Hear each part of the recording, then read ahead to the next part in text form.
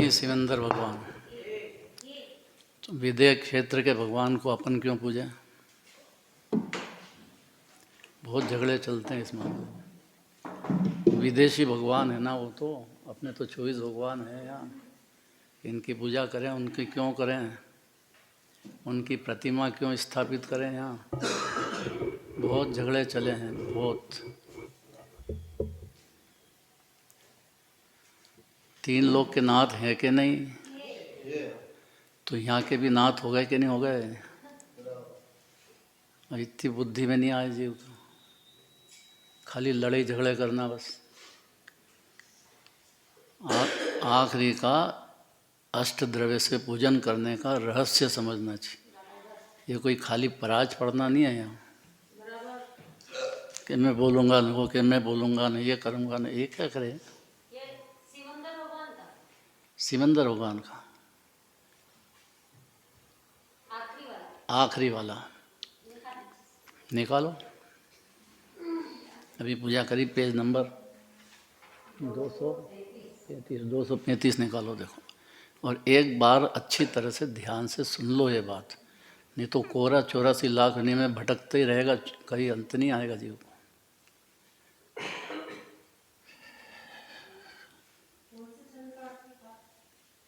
कौन से क्षण का?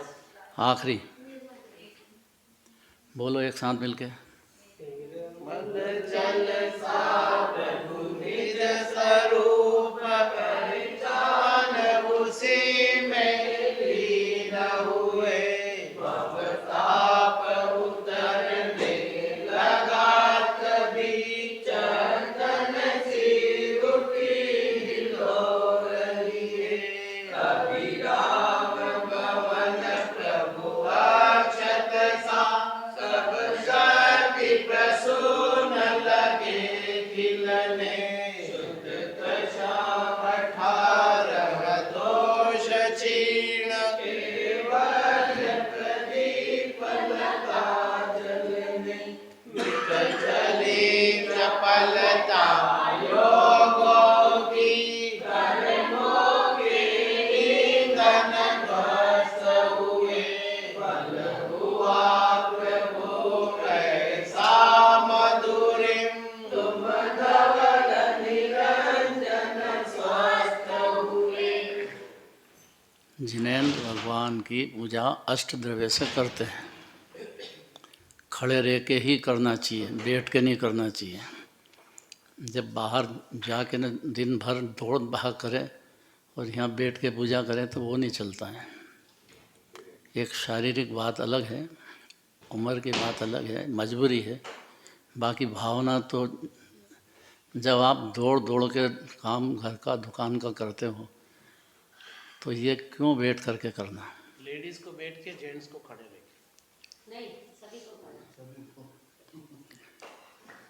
इतनी जगह नहीं हो तो अलग बात है। भावना तो भाना चाहिए कि खड़े रह के ही करना चाहिए, प्रमाद नहीं करना चाहिए। ये विनय भगवान के विनय। और अष्ट द्रव्य अपने पास रखना ही चाहिए।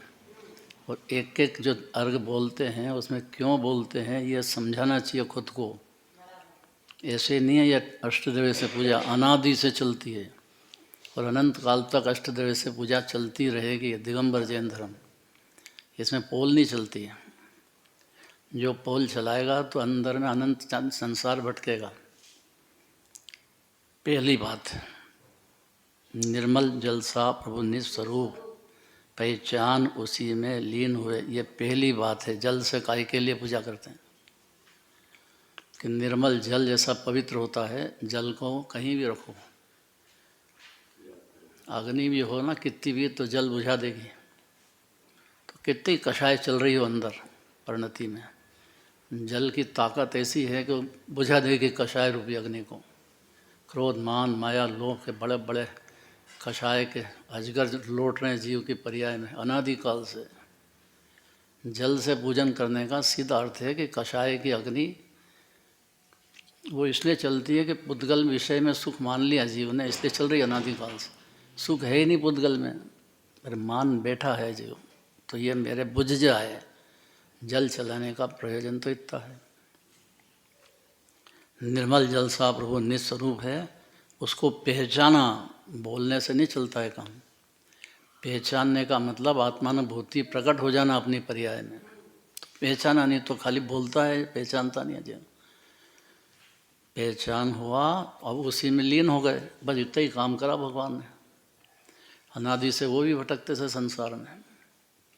पहले जिनवाणी सुनी, थोड़ा विचार आया, पूजन करने का भाव, ये अपने आप को बहुत सौभाग्यशाली और महिमा लाना चाहिए जीव को खुद की, कि मैंने आज जिनेंद्र भगवान की पूजा की है, धन्य हो गया मैं, ऐसा लगना चाहिए, कृतकृत्य हो गया मैं, ऐसा लगना चाहिए जीव को। अपनी महिमा, अपनी अच्छे परिणामों की महिमा लाना चाहिए जीव को। क्या होगा उससे कि पहचानेगा फिर जिनकी पूजा करते हैं वो है कि नहीं। तो सिमंदर भगवान अभी है कि नहीं कि विदेशी भगवान है? अभी विद्यमान है, तो उनकी पूजा क्यों नहीं करें? और करेंगे तो उनको पहचान के करेंगे। जब यहाँ बैठे बैठे ज्ञान ठेठ विदेश क्षेत्र के चला जाता है और 20 तीर्थंकर को दर्शन कर लेता है, ज्ञान की ताकत देखो। अभी सब जीव की ताकत है, ज्ञानी अज्ञानी का भेद नहीं है जी अंदर में। उसके ज्ञान की ताकत है कि यहाँ बैठा बैठा भी ठेठ श्रीमंदर भगवान के दरबार, कहाँ विदेश क्षेत्र चला जाता है। अब काम इतना है कि है कि नहीं भगवान, तो पहचानना जरूरी है। जानना अलग बात है और पहचानना अलग बात है। पहचानेगा तो जैसे भगवान आत्मा में लीन हो रहे हैं, तो ये जीव अपने को आत्मा समझ करके लीनता करेगा। खाली बोलने की बात नहीं है ये। सम्यक दर्शन होने पर मानेगा तो सही कम से कम, फिर लीनता थोड़ी करेगा, लेकिन बिल्कुल ही नहीं करे वो तो अज्ञानी है जो, फिर 84 लाख नहीं भटक जाएगा। पहचानना चाहिए कि देह में ये आत्मा अपनी सिमंदर भगवान जैसी विरासती है। पहचान करके उसमें लीनता का पुरुषार्थ करो अंदर, यही पुरुषार्थ है बस। और फिर भवताप, इस फायदा क्या है कि भव का ताप उतरने लग जाएगा जीव, जो जल रहा है कषाय चक्र में, विषयों के अंधे दौड़ में, अनंत संसार जन्म वरण करते करते थक गया हो जीव, उसके लिए बात है। थका ही नहीं हो तो फिर कोई बात ही नहीं है। उसमें लीन हो गए तो क्या हुआ, भवताप उतरने लग गया, चंदन सी अंदर में हिलोर उठी, इसीलिए चंदन चला, चंदन से पूजा करते हैं। अभिराम भवन प्रभु अक्षत का कैसा है ये आत्मा? आत्मा कैसा है कि जैसे जिनराज का है ऐसा अपना है। तो कैसा है? अक्षत है, कभी मरता ही नहीं है जीव, अनादिकाल से मरा भी नहीं है और अनंत काल मरेगा भी नहीं जीव। तो ये तो देह बदल जाए, उससे क्या हुआ?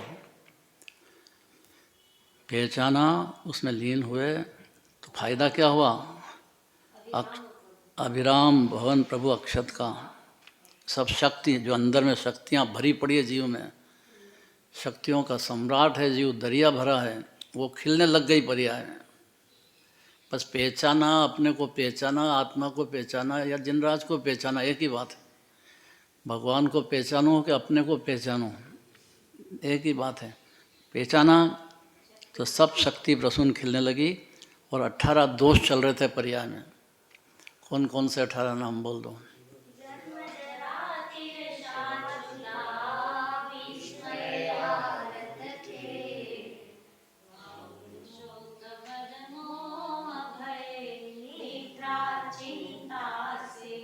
भावलिंगी संत को भी 18 दोष चल रहे हैं पर्याय में, चारित्र की पर्याय में।